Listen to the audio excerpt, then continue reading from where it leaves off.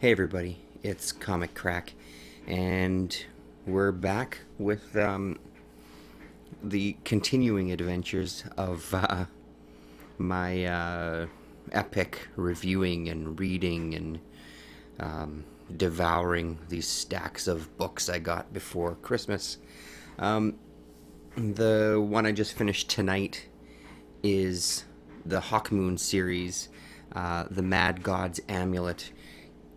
It's actually the second part in the Hawkmoon series. I guess there was, from what I read on the inside, I believe there was four issue miniseries adapting this Hawkmoon series of books by Michael Moorcock, and they keep referring to. I'm at a loss here as I don't know Michael Moorcock's work. It's a name that I've heard only recently. I have no previous history with him, but I guess there was a series of books, Guardians, I believe, of which Hawkmoon was part of it, and I believe Elric was part of it.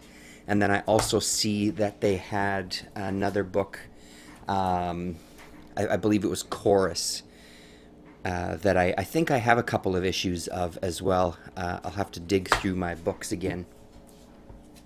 So I kind of went into this blind, which is fine. I mean, I seem to be going in blind into all these books that I've been checking out lately. For the most part, I enjoyed it. It didn't really blow me away. And the thing that I found, the fact that I don't know the character or the history or I haven't read the first four actually wasn't the part that threw me. What threw me was the storytelling method in this book. Was a little sloppy, to be honest. I'll just kind of show you some of the interiors here as well and find the passage. So the premise of this world, I guess, is that there's this evil kind of empire, and they have these kind of pig masks that are determined to take over the world. It's set on Earth. They're sort of, it's fantasy, but there's also a lot of science fiction and magic type elements in it. Quite a bit of science fiction. This is a pretty good spread, actually. They come across this camp that they've disguised themselves and they're going to spend the night in this camp, and things go from bad to worse, death to life. It's pretty great stuff. So the art for the most part was pretty great, but here we go. This is the part.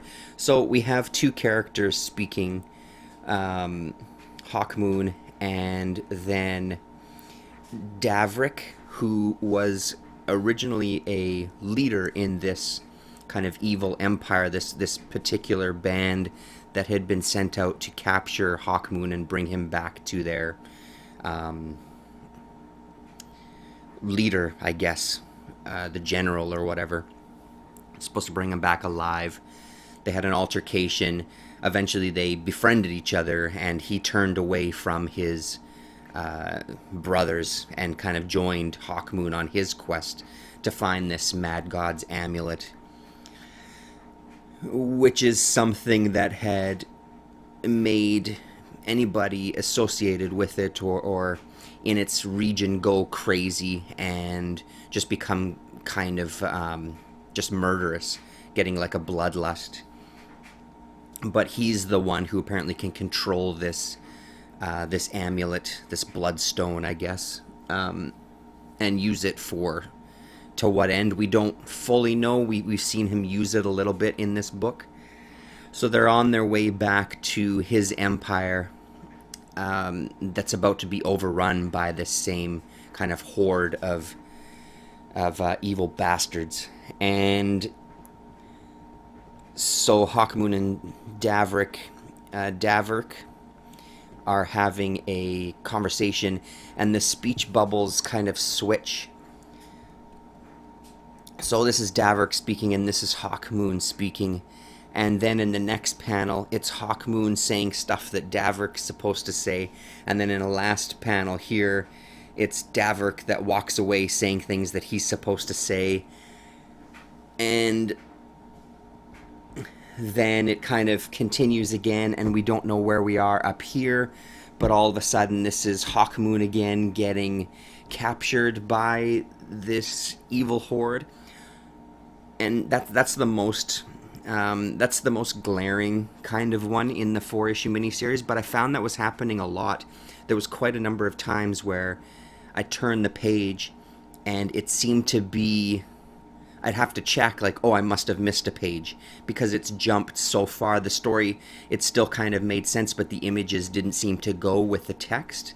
I'm okay with some of that for the most part. I understand skipping through time to push the story forward, but I don't think it was handled the greatest in this one.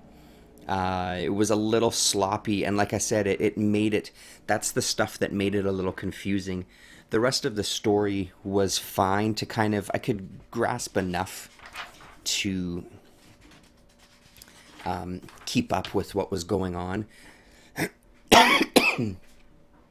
Excuse me, sorry, but I found those moments very jarring. Yeah, and I'm wondering. There's a letter in one of the issues. I think it was in issue 3, actually. Someone writing in who claims, they don't normally read comics, but they're such a fan of Moorcock's books that they picked up this specifically because they wanted to see his work translated into comic book form. And their biggest complaint was that there's a pretty nice page there as well. Their biggest complaint was that 4 issues wasn't enough. And I believe it was she suggested that they do 6-issue miniseries instead. That she was wondering that even with 2 extra issues, maybe that will alleviate some of the jumping through the story that she found happened with the first series. It was still commentary on the first 4-issue miniseries.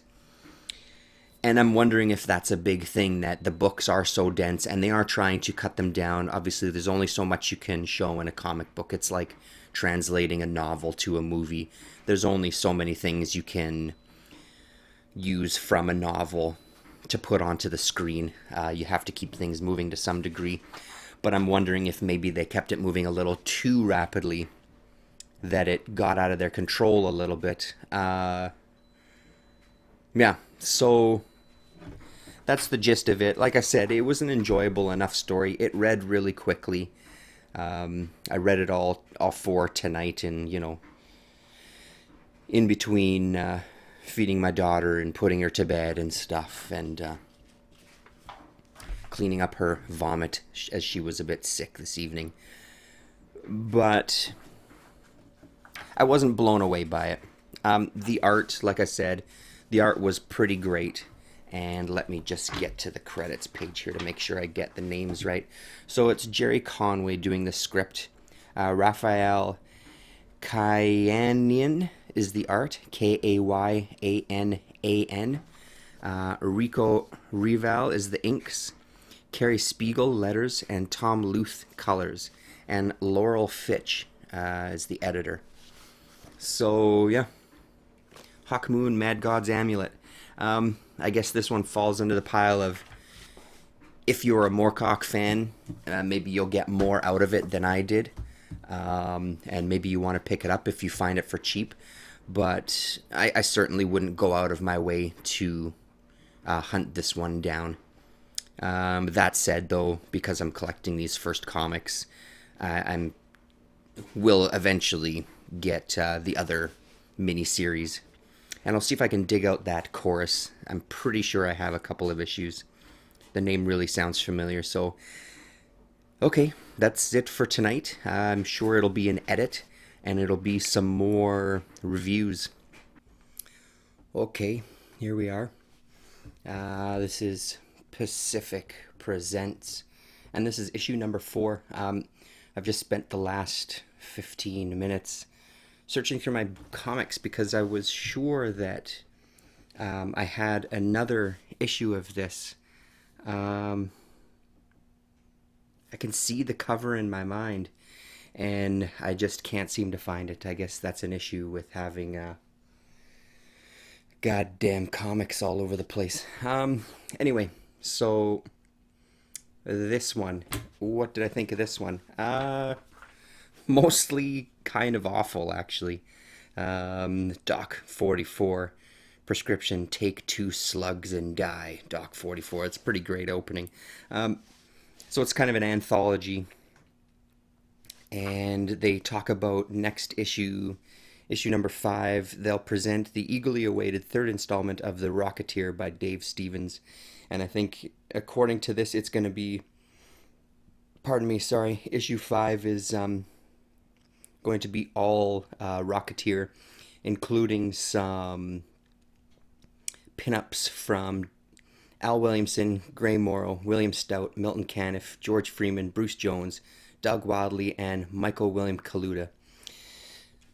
So there we have it. So the first story, kind of this Western that all of a sudden meets science fiction, as there's this creature called Thimblecap that this boy knows about. His dad is going to go to this town Tombstone to kill this Doc 44. People of Tombstone have gathered up $500 to pay him. Thimblecap takes over the dad and does the deed, and then we find out the truth about Thimblecap, why he was abandoned on Earth.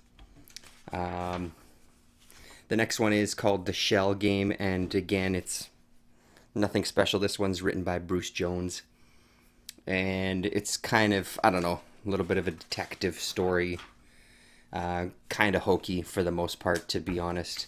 And the thing I think that doesn't appeal to me about these first 2 stories is the art. I'm just not crazy about the art, and that one has kind of a half-assed payoff to it. The one that surprised me, and the one that made me recall this previous issue that I have, is this Eerie Smith and Walter Weary, The Wildly Plausible Plight of Eerie Smith and Walter Weary, Split Decision. This is story and art by Tim Conrad, letters by Bob Jessup, colors by Jim Bertrand and Daryl Isaacs. A pretty visually appealing story as well. The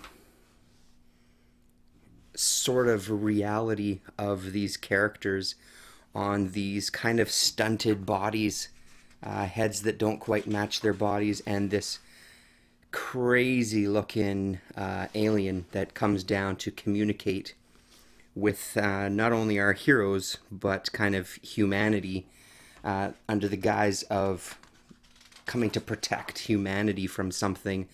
But then we get hints at what he actually wants is our 2 heroes. There's a good example of the body proportions there. Oddly shaped head and arms, and I really like it, though. It's not a criticism. I kind of like that look of it. They all sort of look like, I don't know, they look like dwarfs, I guess, a little bit.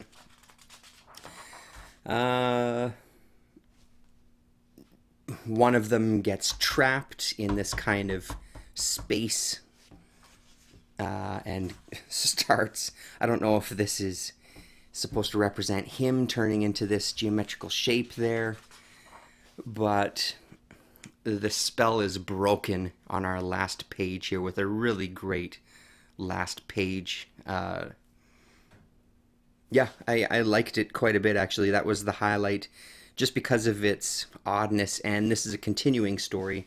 And in case I didn't say it already, these 2 characters appear on the front cover of this other one that I have pictured in my mind, and I just can't seem to find it. So I'm assuming it's an earlier Pacific Presents that I just do not have, but really want to find now, because I'd like to read some more of that story.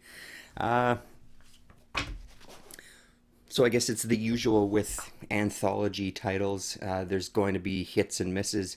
This one, 2 out of the 3 were big misses for me, but that third one was appealing enough to spark my interest to try to find some more. So there we have Pacific Presents number 4. started digging into the Rogue Troopers that I managed to pick up. I've got the first 8, and then number 10, 12, and 13, I think. I just finished the first one, and I thought we'd just kind of have a quick chat about it. First things first, it was really, really good. I really liked it. Backup story, ABC Warriors, Kevin O'Neill and Pat Mills, is that his name? The same guys that did, yeah, Pat Mills and Kevin O'Neill, same guys that did Nemesis. And that was actually really fantastic as well too. And I seem to remember at one point I had a collection of the ABC Warriors stuff in a hardcover, I believe. But I don't think at the time I was quite ready for it. I ended up getting rid of it. I think I got rid of it. This was many, many years ago.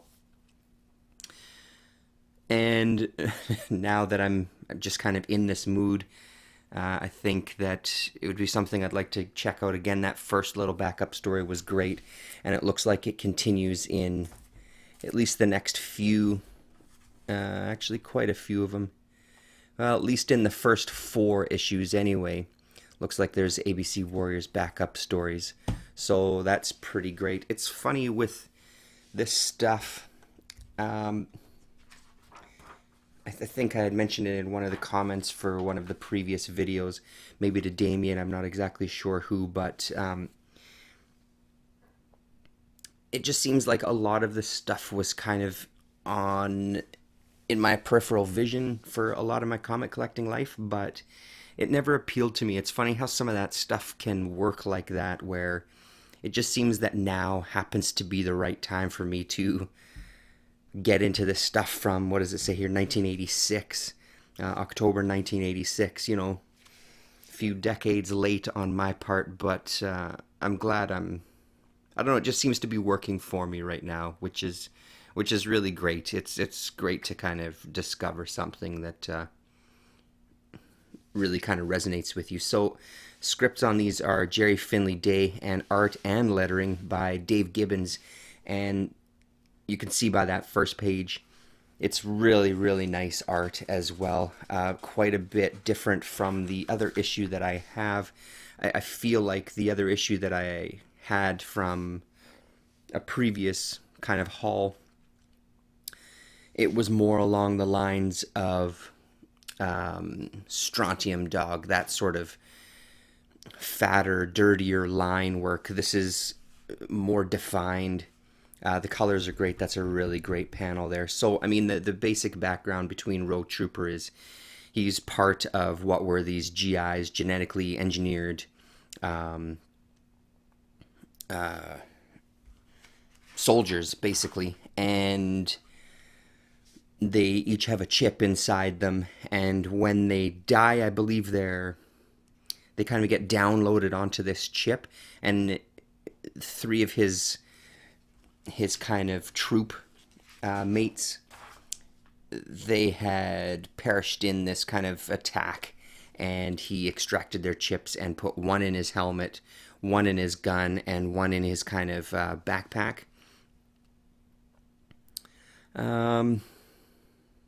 Yeah, so each GI had a microcircuit chip implanted in his brain. If he were to take a fatal wound, his brain patterns would automatically be recorded on the chip at the moment of death, preserving his brain even though his body had ceased to function. And a GI's powered equipment, his backpack, helmet, and gun, had a special slot to keep a dead buddy's dog chip energized until it could be returned to base, where the medics could put it into a new body. So once this kind of slaughter happened, and this is filled with short stories, which is also a pretty great way to experience the book too. This one particular massacre, he went rogue after it, and he wants to find out what was going on. I get the sense that he doesn't quite trust his commanders. He feels that maybe it was a setup, possibly. And it's, so far in this first book, it's just him kind of traveling this new Earth, the air of which is polluted, but the GIs, these particular troopers can breathe the air. Any other human that comes, they have to wear a mask to filter the air because it's poison to them. So the third story here is this flashback story. Here you can see them dropping in their pods or coffins, as they ended up calling them. And a lot of them got destroyed as they were entering the atmosphere. And then the other ones landed and got killed. But as I said, he extracted their chips and put them into various parts of his equipment there. So it's great to get a little taste of that there. And then same thing, just a fourth story, just another, it just kind of, each of these stories so far just kind of isolate a particular moment in his searches where he comes across people from either his side of the war or comes across the enemy, like he does in this last story. The north and the south, basically. And this one is this big tank that's going and frying people, so he manages to blast open the door, which then leaks in all this poison, and they all die inside. So that's what we get with these 4 short stories. So 24 pages. And then we get the equally impressive ABC Warriors. Pretty great little story. Again, a really, really short one, just like 4 pages or so. But similar idea. War is raging on. There's these robots that have been created to fight the battle, while the human counterparts stand by on this kind of holographic a hologram of the battle taking place, where they can communicate with these robots and send them on the missions and stuff. And it turns into a little bit of a competition between these 2 humans and their squads, the first to reach this base. So it puts them in kind of harm's way. They can communicate with the robots. They can even sense what they're thinking and feeling, so it offers a little more control, so they're sort of connected with them in that way. But what there is inside them is kind of a chip that will negate any pain from that the robots are possibly feeling, getting transmitted to the human counterparts. And at the end, they get he puts them into danger, and one of them ends up dying. And the leader of the robot squad here extracts the pain barrier, so as the humans are celebrating quite a distance away, the guy who's in control of that particular unit all of a sudden gets this flash of pain surging through him. Another great picture there.